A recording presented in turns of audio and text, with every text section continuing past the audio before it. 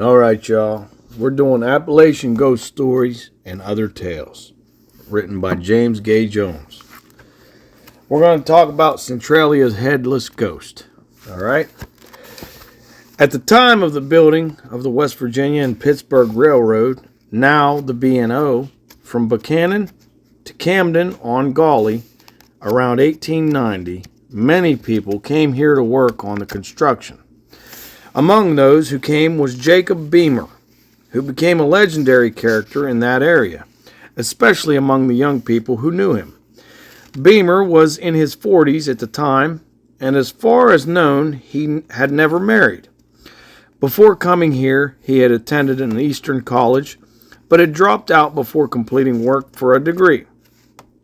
He had said there was a roving spirit within him which would not let him settle down at one place for any great length of time. When not working on the railroad, he would have an audience of young people who would be enthralled with his telling of highly imaginary tales. One story he told was about his ancestors' guardian moon ghost.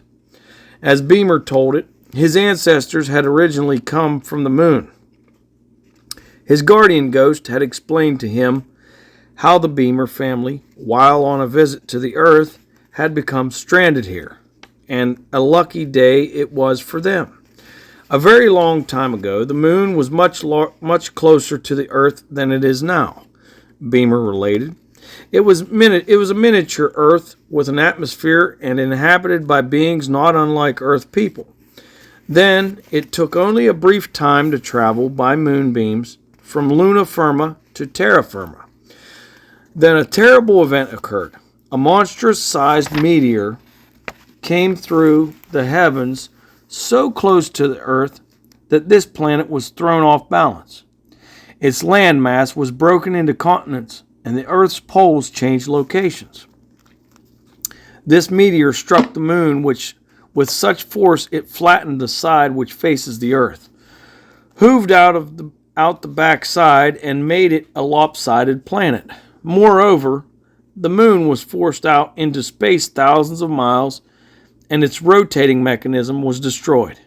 As the meteor passed across the face of the moon, it cut a huge gash a mile wide and hundreds of feet deep, and then sped on into outer space. The stopping of the moon in its rotation brought alternating periods of burning and freezing, which destroyed all life there and made it a place of desolation.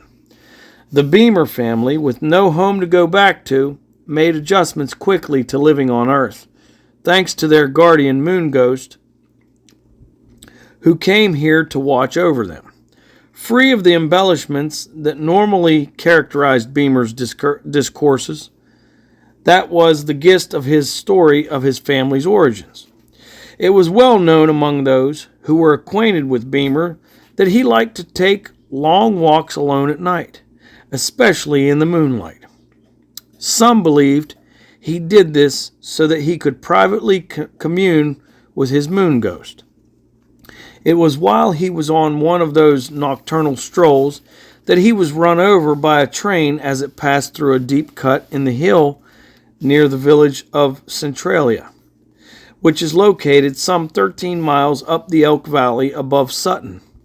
Because the accident happened at night, no one was aware of it until the next day, when he was found lying beside the track. The body was headless. Even though many people searched the environs for the missing head, it was never found. The local legend is that when the moonbeams shine down the mountainside into the deep cut on a certain night of the year, and at the exact time of the accident which took Beamer's life, a gray ghost leads a headless man, presumably Beamer, through the pass. Their movement is slow, the ghost looking along each side of the tracks, apparently in search of Beamer's head. On reaching the far end of the cut, they follow the moonbeams up the mountainside and pass out of sight. The last time Beamer and his ghost were seen, it is believed, was during the Great Depression. A deer hunter from Pittsburgh had set up his tent near the deep cut. On the second night he was there, he saw the ghost lead Beamer through the pass in the same slow, searching manner he had done when observed before. However, this time they did not go up the mountainside, but suddenly disappeared on the other side of the pass. While wondering what might have happened to them, the hunter chanced to look to the rear. Standing there, less than 30 feet away, were the headless Beamer and his ghost, plainly silhouetted against a dense cluster of bushes. With his right hand, Beamer clutched the head of the ghost, while in the crook of his left arm he held what appeared to be a white skull. After looking directly at the hunter for a spine-chilling moment, the ghost led Beamer into the bushes and disappeared from view. That's story 1. Now we're on to story 2. The Ghost of the Confederate Soldier. When the Virginia Assembly in April 1861 voted for an ordinance of secession from the Union, the counties in the Allegheny Highland of western Virginia refused to go along. Subsequently, the Assembly passed a law to authorize the governor to organize 10 or more guerrilla units composed of refugees from the Allegheny section and send them back to drive out the federal forces in an effort to recover the area for Virginia. Quite bitter over the fate of western Virginia and fearful for the exposed Shenandoah Valley, Governor John Letcher enthusiastically organized the guerrillas, who were euphemistically designated as Rangers. Governor Letcher also issued commissions to agents and sent them behind the Union lines for the purpose of recruiting their companies. It soon developed, however, that pro-Southern civilians as well as Confederate commanders in western Virginia began to complain. Most of the new Rangers, they rightly pointed out, were actually robbers who plundered Unionists, Confederates, and neutrals with complete impartiality. They banded together in close-knit groups, sometimes living in caves or fortifying themselves in the mountains, and made raids upon settlements throughout the area. One such group, the self-styled Dixie Boys, specialized in stealing livestock wherever it might be found, and were so successful the band became infamous throughout northwestern Virginia. The Welch Glades near Cowan in Webster County served as a rendezvous for marauding guerrillas in the area of what is now central West Virginia. On one such occasion, they invaded and burned the town of Sutton. Federal troops, then stationed at Summersville, pursued these irregulars and killed 6 of them in the chase. Shortly thereafter, a large expedition of federal troops ended the depredations of this gang by an attack upon its base in the Glades, during which 22 members of the gang were killed and 26 houses burned. Under conditions such as these, it was extremely hazardous for soldiers of either the Union or the Confederacy to return home on furlough. The annals of Western Virginia of that time revealed that many young soldiers were murdered at or near their homes while on leave by bushwhackers operating sometimes under the guise of legitimate troops. One such incident involved a young Confederate soldier who returned on leave to visit his parents in Clay County. Because of the probable presence of pro-Union sympathizers and bushwhackers in the community, he waited until darkness came before he entered the valley where his parents lived. On arriving at his home, he quietly slipped into the house through the back door. On the second night of his leave, the soldier walked over the hill through the woods to visit with his girlfriend. His trip there and back was uneventful, and it appeared there were no enemy soldiers or bushwhackers in the community at the time. Now, somewhat more emboldened, the soldier on the night before he was to return to his camp got on his father's horse and started out on the country road toward his girlfriend's house. When he reached the crossroads about a half mile from his home, he was bushwhacked, allegedly by 2 Union soldiers. They cut his throat, then tied him on his horse and started them back toward home. By the time the horse arrived back at the home stable, the soldier had bled to death. He was buried in a cemetery beside the road near the scene of the ambush. In later years, some people who have been in the vicinity of the crossroads between 9:30 and 12 o'clock at midnight have reported seeing the ghost of the soldier riding hurriedly along the road.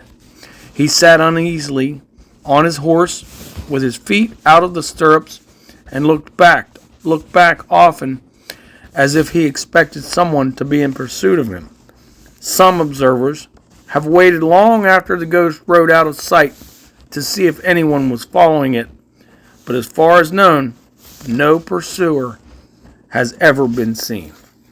That's story 2, y'all. Story number 3.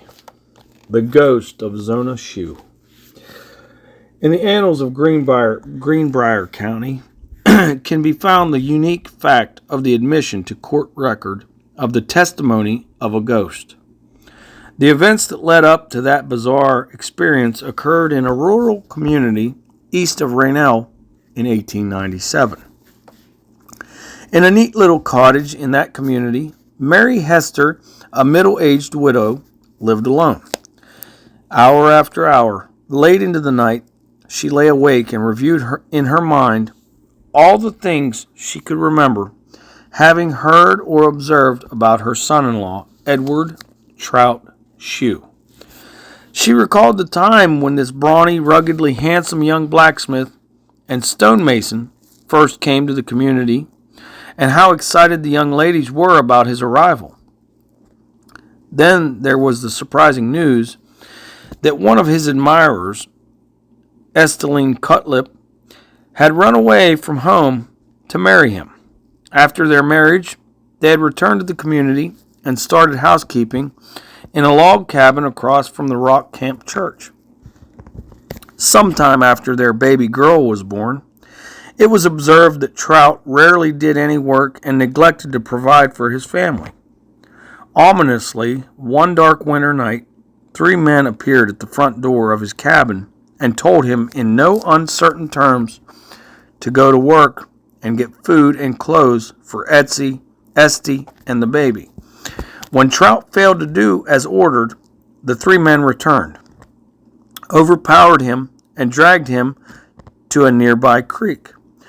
After cutting a hole in the ice, they dunked him in the cold blue water. One morning soon thereafter, while making up the bed, Esty found a razor under Trout's pillow. Thoroughly alarmed, she wrapped up the baby and left home, never to return. After Trout had married again, it was rumored that he was so jealous of his second wife, he forced her to go with him and help him in his work as a stonemason. One day, while helping him build a chimney, she would fill a container with rocks, which he then pulled up by a rope to his work platform. Once, as she bent over to fill the container, Trout dropped a rock on the back of her head, causing concussion and sudden death. Then, Mary Hester's daughter, Zona, fell in love with Trout. Despite Mary's pleading and begging her not to marry him, she ignored her mother's disapproval and became his third wife. Zona, at the time of her marriage, was a strong and healthy young woman who had never had a serious illness in her whole lifetime. Thus, it was an astounding shock to the whole community when word came that she was dead. Dr. Knapp, the community doctor, on checking her death, reported that her heart had failed her.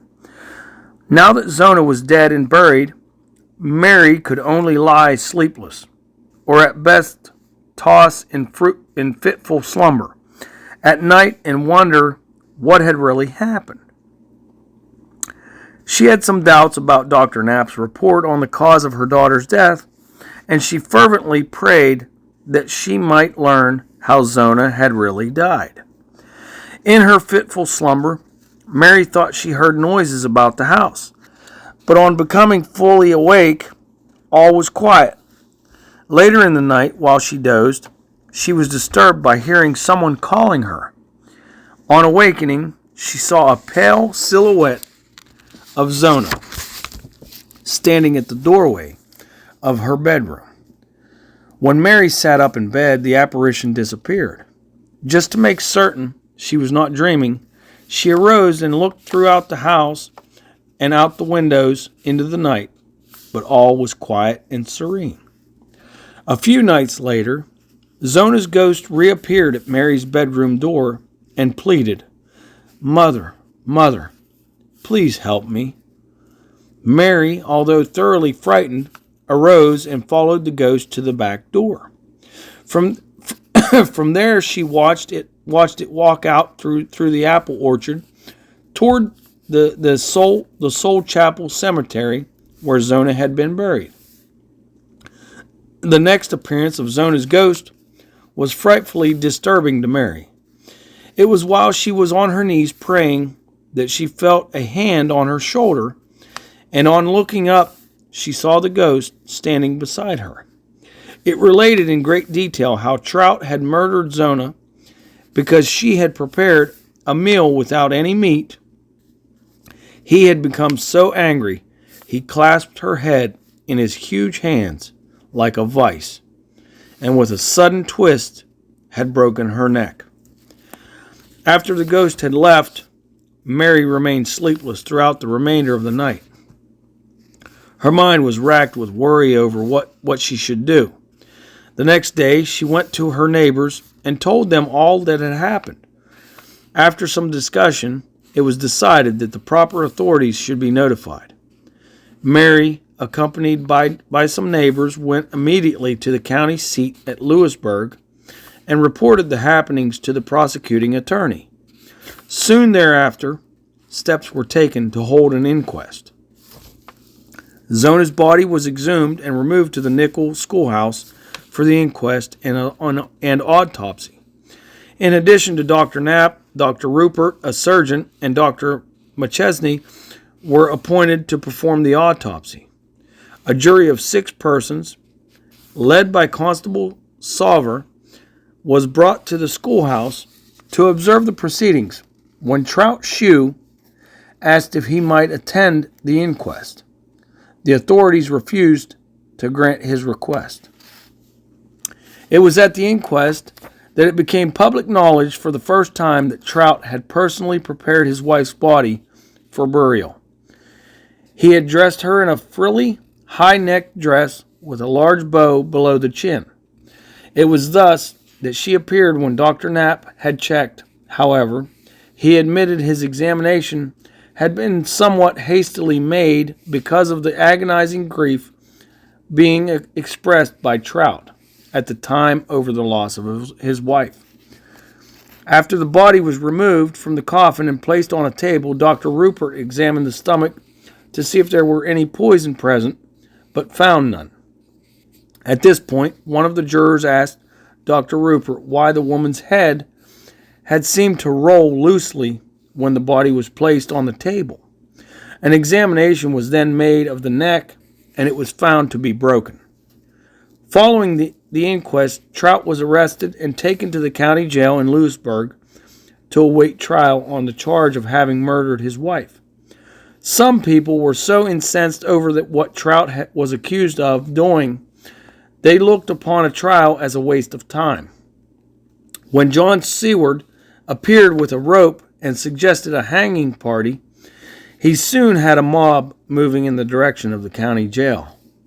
When the sheriff learned of the approach of the mob, he handcuffed Trout to Deputy John Dwyer and sent them into a cornfield to hide. There in the drizzling rain and within hearing distance of the angry mob, they sat out the night. Meanwhile, the sheriff convinced the mob the court should decide the fate of Trout Shue. When daylight came, he was safely returned to jail. In the ensuing trial, the testimony of Mary Hester, including the information provided her by Zona's ghost, had a convincing effect on the jury. Trout was convicted of murder and sentenced to the state penitentiary at Moundsville for life.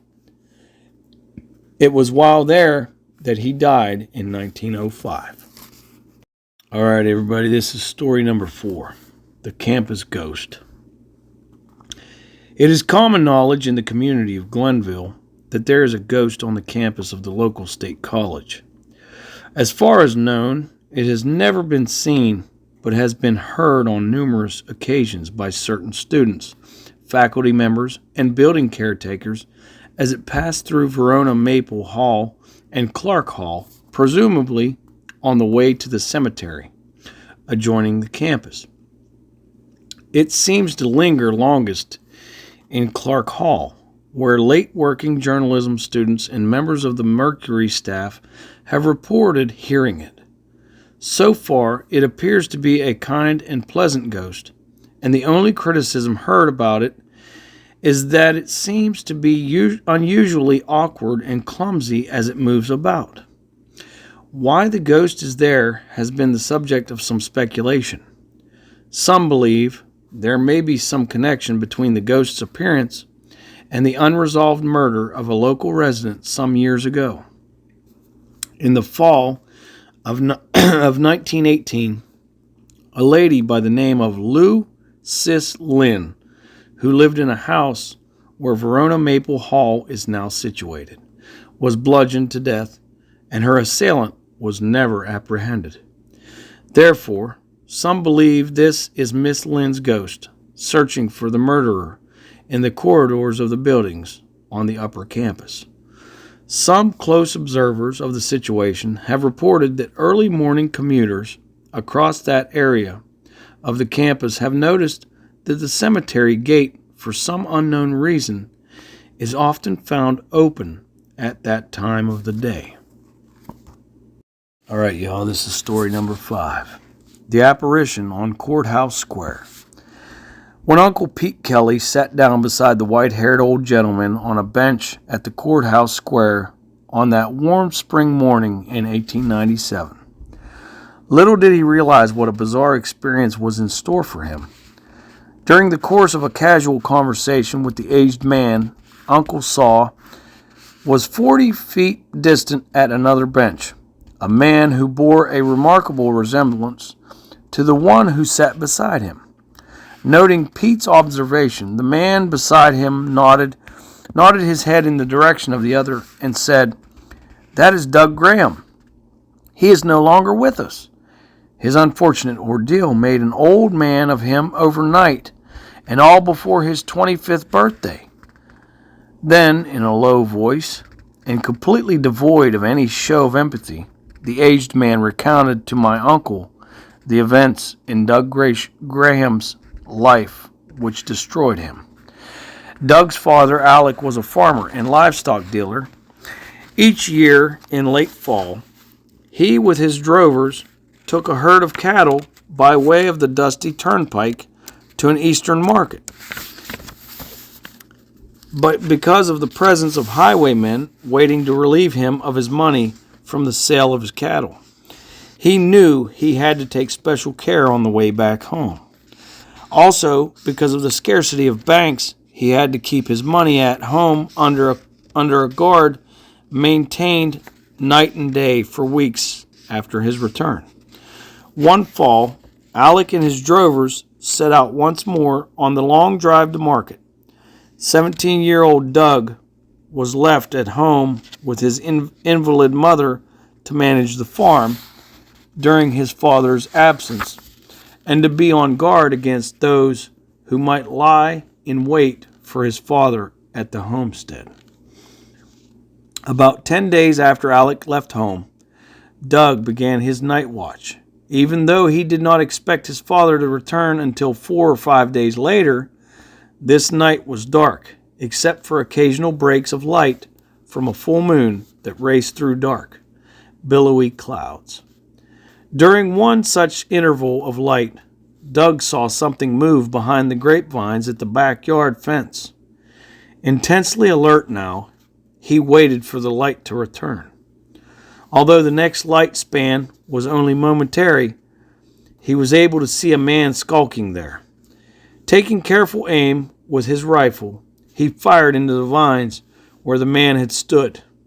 On finding that he had killed the prowler, he then dragged the body to a far corner of the barn lot and covered it with some discarded fence posts. Night after night, Doug continued his watch. The time for his father's return came and passed, but still no alarm was felt because on other occasions he had been delayed. But after 3 weeks had passed, some anxiety was felt for his safety. Adding to the distress of the family was a vicious rumor that perhaps he had not intended to come back. Weeks grew into months and months into years without a happy reunion at the Graham home. Doug's secret of the murder was well concealed, and he tried to settle it with his own conscience as being a justifiable act of defense of his home. Following his mother's demise, he continued to live at the old homestead alone. One quiet night, he was awakened by the chilling cry of a screech owl as it flew over the bedroom corner of the house. Then, from a distance, came the sound of running feet, growing ever louder and closer, and suddenly, with heavy stomping, it crossed the full length of the front porch and continued with gradually diminishing noise in the direction of the barnyard. After this had occurred on several different nights, Doug began to suspect it to be the ghost of the man he had slain. Then, on a calm afternoon, the shutters on all the windows of the house flew open and banged shut repeatedly, as if in a violent storm. At another time, with shocking suddenness, a fence post came crashing through his bedroom window, shattering the stillness of the night. On the edge of the community, at the head of the dark hollow, there lived a wrinkled old recluse by the name of Granny Neff. She was widely known for her eccentric way of living and was said to consort with witches and ghosts. In desperation, Doug went to her for advice. Between puffs on her gray clay pipe and with her piercing black eyes studying him, she said, "Young man, you've got a guilty conscience. That ghost is trying to tell you something." Doug believed he already knew what the ghost was trying to tell him. He forced himself to go to the barn lot and to the pile of decaying posts under which he had hidden the body. On removing the post, he found a skeleton lying there, and dangling from a rib on a chain was a large pocket watch. Recognition was instantaneous. Covering his face with his hands, he cried out in anguish, "Oh my God, what have I done?" The sudden realization that he had mistakenly slain his father was more than he could bear. His traumatic experience made a white-haired old man of him overnight, and never again was he able to walk alone. Soon after the story was concluded, a man with a wheelchair approached. "Well, Graham, old fellow," he said to the storyteller, "it's time to go back over the bridge." The aged man was gently helped into the vehicle. As they departed, on the back of the wheelchair could be seen in bold, black letters, the words, "Property of State Asylum for the Insane." On looking back to the bench where the subject of the old man's story had sat, Uncle saw that he too had departed. Wishing to learn more about Doug Graham, he inquired among others who were closer to where that person had been a few moments before. Not only was he unable to learn more about the man, he could find no one who had even seen him there. All right, y'all, story number 6, Spirits of White Lightning. Because of an Anglo-Saxon Celtic cultural heritage, a constant struggle with an unkind environment, a restricted social outlet, and a fierce pride in their freedom, some southern Appalachian people have found it ever agreeable with their own conscience to engage in the production of stimulating beverages unrestrained. For many years, it was a legitimate and common activity and regarded by some as a necessity for livelihood. Thus, when the yet young federal government placed an excise tax on whiskey production, the people of the Alleghenies refused to pay it. They saw this tax as a violation of their constitutional rights. Even after the tax was removed from the smallest distillers a year later, the mountain people's opposition continued and culminated in a rebellion against the federal government. Although the rebellion was easily quelled, the continued distaste for the excise tax law brought about this early repeal. The law requiring a person to have a license to make and retail intoxicating beverages was ignored by many mountain people. As a result, literally hundreds of illicit distillers in Western Virginia were caught and prosecuted during the early part of the 19th century. With the coming of the Civil War, the federal government again put a tax on domestic liquors as a means to help finance that war. Nevertheless, some people continued to operate moonshine stills in secluded spots in defiance of laws they could not accept. Intermittently, for more than a century, there has been a struggle going on in southern Appalachia between government revenue agents or other authorities and the illegal distillers. In this period of time, the product of their endeavors has assumed a variety of names, the most commonly known ones being moonshine, homebrew, Mountain Dew, and white lightning. Perhaps the white lightning term best describes the clear liquid beverage and its potency. In this long struggle, whenever a moonshiner was apprehended by the authorities and sent to prison for a course in basket making or weaving chair bottoms, it usually taught him little. His release from prison was often followed by the setting up of a new distillery or still under more elaborate precautionary measures.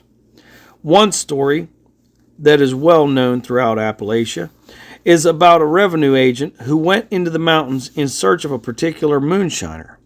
Although the hill people have long been known for their friendly attitude and helpfulness to others, they can also be reticent and cool towards suspicious outlanders.